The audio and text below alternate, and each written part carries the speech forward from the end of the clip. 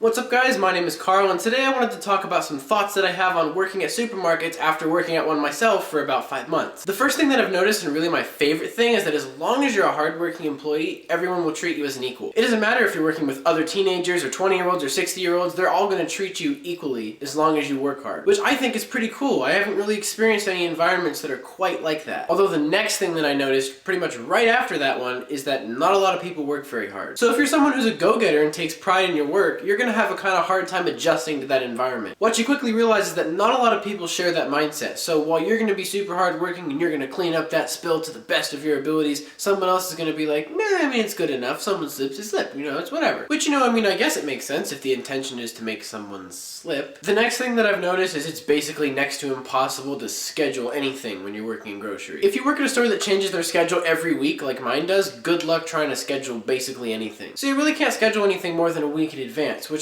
kind of sucks, but at the same time it kind of is what it is. There generally aren't a lot of things to plan, so just an observation. One thing that interests me in particular, and it'll interest you if you have any interest in just kind of business in general and like how stores run, is in being an employee, you kind of get a sort of behind the scenes glimpse at kind of how things work. So like I kind of make a point to involve myself in random tasks that are being given out to people because most people don't really want to do anything. So I'll just be like, oh, I'll clean that, or I'll empty out that refrigerator, and then I get to see a whole new side of the store that no one else gets to see. Also, for the most part, and I can't stress this enough, for the most part, I enjoy working with customers. Usually people are fairly polite and friendly, so they're quick because they have their own lives and that's okay, that's whatever. But they're nice to you, they'll smile, they'll ask politely, and they'll say thank you. Then you get the other two ends of the spectrum. You get the really nice people, which I love them, they're super awesome. The people who go out of their way to make sure everyone around them is happy. They're joking with you as you bag their groceries, they're sharing stories, they're having a fun time. Those are the people that really just make the day fly by and make it fun. And then, I'd say a little bit more commonly, you have the other end of the spectrum. I'll just put it in a way that's really easy for the internet to understand.